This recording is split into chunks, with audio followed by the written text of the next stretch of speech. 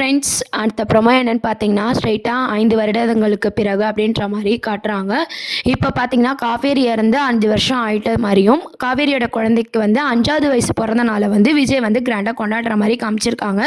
விஜய் பார்த்தீங்கன்னா அம்மா இல்லாத துக்கமே தெரியக்கூடாது அப்படின்னு சொல்லிட்டு தன் பொண்ணை நினச்சி ரொம்ப கிராண்டாக வந்து பர்த்டே செலிப்ரேஷன் பண்ணிட்டு இருக்காங்க. அதில் பார்த்தீங்கன்னா தாத்தா பாட்டி எல்லாரும் இருக்கிற மாதிரி காமிச்சிருப்பாங்க. பாட்டியும் பார்த்தீங்கன்னா காவேரி இறந்து போன மாதிரியே கிரியேட் பண்ணிக்கிட்டு நம்ம விஜய் கிட்ட அழுதுகிட்டு வேற கல்யாணம் பண்ண சொல்லி கேட்டுட்டு இருக்காங்க. இருந்தாலும் என்னால் காவேரியை மறக்க முடியாது, காவேரி இடத்துல யாரையும் நினச்சி பார்க்க முடியாது அப்படின்னு சொல்லிட்டு விஜய் பார்த்தீங்கன்னா காவேரி நினைப்பாவே வாழ்ந்துட்டு இருக்காரு. தான் பொண்ணுக்காக வாழ்கிறேன் அப்படின்ற மாதிரி வாழ்ந்துட்டு இருக்காரு. அந்த பொண்ணை பார்த்தீங்கன்னா ரொம்ப சந்தோஷமாக ஒரு அம்மா இல்லாத குறையே தெரியாத அளவுக்கு வந்து விஜய் அழகாக வளர்த்துட்டு வர மாதிரி காமிச்சிருக்காங்க. ஆனால் லாஜிக்கே இல்லாத மாதிரி சீரியல் வந்து கொண்டு போயிட்டு இருக்காங்க. இப்போ பார்த்தீங்கன்னா நம்ம விஜய் காவேரியும் குழந்தை எப்படிலாம் வளர்க்கணும் அப்படின்னு சொல்லி யோசிச்சு எவ்வளோ அழகாக கனவோடு இருப்பாங்க அப்படின்றத ஆடியன்ஸ் நம்ம அழகாக பார்த்துருப்போம். ஆனால் நம்ம காவேரிக்கு பார்த்தீங்கன்னா குழந்தை கூடயே அந்த சீன்ஸ் இல்லாத மாதிரி 5 வருஷம் ஓடிடுச்சு. அப்படி மாதிரி ஒரு லாஜிக்கே இல்லாமல் ஒரு எபிசோட்ஸை வந்து கொண்டு போகிறாங்க.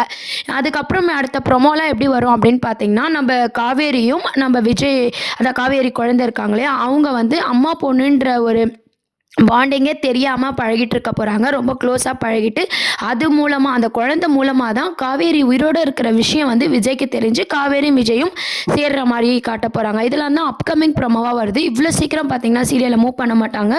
எனக்கு தெரிஞ்சு காவேரி வந்து வேலைக்கெலாம் போயிட்டுருப்பாங்க. அவங்களுக்கு வந்து பழசெல்லாம் மறந்துடுற மாதிரி காமிச்சிருக்காங்க இல்லையா.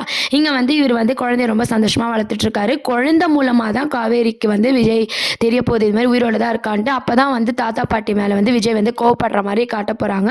இதுக்கு நடுவில் பார்த்தீங்கன்னா நம்ம காவேரிக்கு எல்லாமே மறந்தா அப்போ நிவினை லவ் பண்ண சீன்ஸ்லாம் வந்து ஞாபகம் இருக்கணும். ஆனால் அதெல்லாமே ஞாபகம் இல்லாத மாதிரி காமிச்சிருக்காங்க.